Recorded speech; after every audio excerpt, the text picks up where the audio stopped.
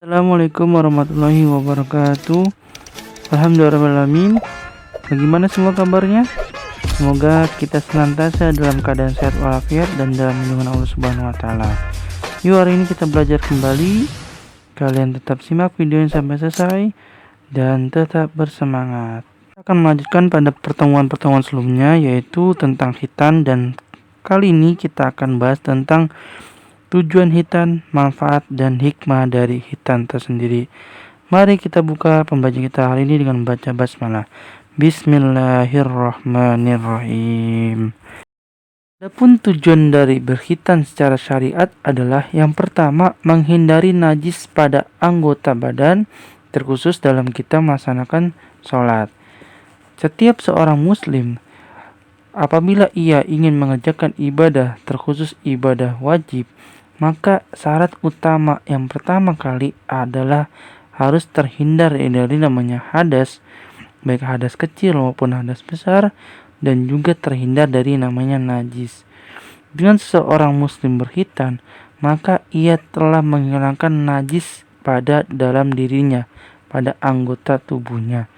Nah, maka dari itu, khitan merupakan salah satu sarana penyempurnaan agama. Dan khitan adalah memenuhi persyaratan kesucian dalam beribadah kepada Allah Subhanahu wa taala. Yang kedua, merupakan mengikuti sunnah dari Nabi kita Muhammad Shallallahu alaihi wasallam, yang mana Nabi Muhammad sudah mencontohkan agar kita sebagai umatnya senantiasa mengikuti dan menjalankan ibadah dengan sebaik-baiknya. Yang ketiga, mengikuti sunnah dari Nabi Ibrahim alaihissalam. Yang sebelumnya, pertama kita sudah membahas bahwa sejarah khitan yang pertama kali sudah dicontohkan oleh Nabi Ibrahim alaihissalam. Beliau dikhitan pada usia berapa? Masih ingat? Ya, pada usia 80 tahun. Ya, beliau dikhitan pada usia 80 tahun. Sebagai wujud apa?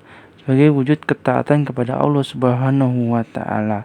Maka dari itu, seorang muslim, terkhususnya laki-laki, wajib hukumnya ketika sudah balik maka sudah harus berkhitan.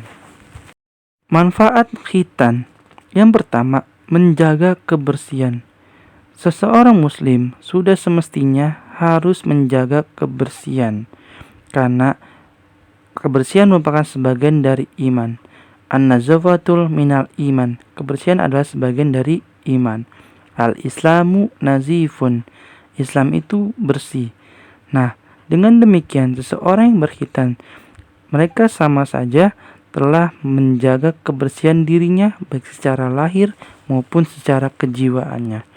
Bila jiwanya bersih, insya Allah akan menumbuhkan akhlak yang mulia. Dan jika seseorang telah mencapai balik dengan posisi sudah berkhitan, maka ibadahnya insya Allah akan lebih diterima oleh Allah Subhanahu wa taala. Yang kedua, mencegah infeksi. Dengan berkhitan menjadikan organ kelamin menjadi bersih. Dengan demikian, maka akan terhindar dari berbagai penyakit yang disebabkan karena adanya kotoran najis yang menumpuk di ujung alat kelamin tersebut. Terdapat sisa-sisa endapan air pipis yang berdasarkan penelitian itu merupakan sebab-sebab menjadi adanya infeksi pada kelamin. Yang ketiga, mencegah penyakit. Berkhitan dapat mencegah berbagai penyakit. Berdasarkan penelitian dari salah satu majalah kesehatan di Inggris, tertulis bahwa salah satu penyebab alat kelamin dan leher rahim wanita sakit adalah disebabkan karena suami yang tidak bersih atau tidak dikhitan.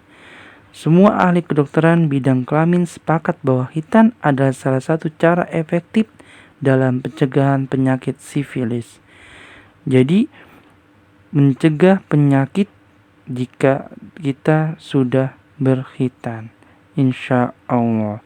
Yang keempat, mencegah dari kanker.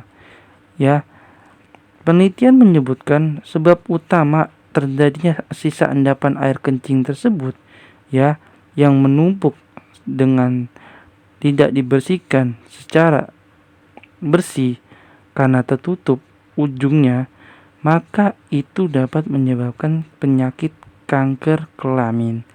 Nauzubillah min zalik. Alhamdulillah bagi kalian yang sudah berkhitan. Nah, jikalau belum, segera untuk kalian berkhitan. Hikmah-hikmah berkhitan, di antaranya yang pertama, dengan khitan adalah sebaik-baiknya syariat yang diturunkan oleh Allah Subhanahu wa Ta'ala.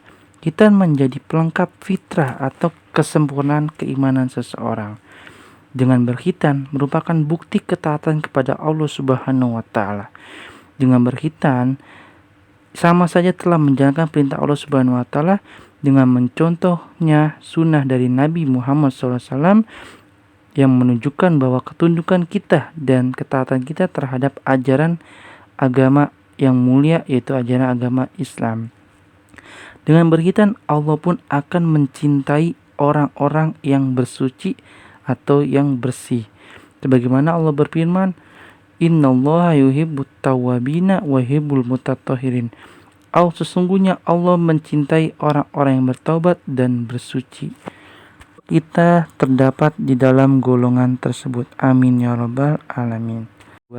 Dari segi kesehatan, khitan disyariatkan oleh Allah Subhanahu wa Ta'ala kepada hambanya demi menyempurnakan kesehatan jasmani serta rohani.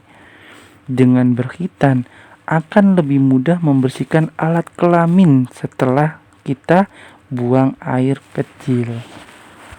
Nilai ibadah dengan khitan seperti sholat yang merupakan ibadah menjadi syah jika tidak ada najis di badan kita, karena itu merupakan syarat sah sholat.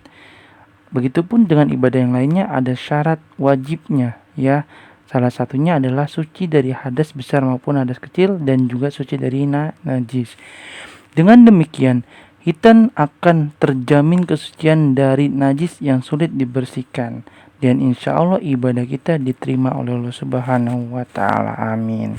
Ya Rabbil Alamin. Telah sampai pembelajaran kita di hari ini. Semoga bermanfaat dan tetap jaga kesehatan kalian dan tetap bersemangat. Sampai jumpa di minggu pertemuan selanjutnya. Saya akhiri. Wabillahi taufiq wal hidayah. Wassalamualaikum warahmatullahi wabarakatuh.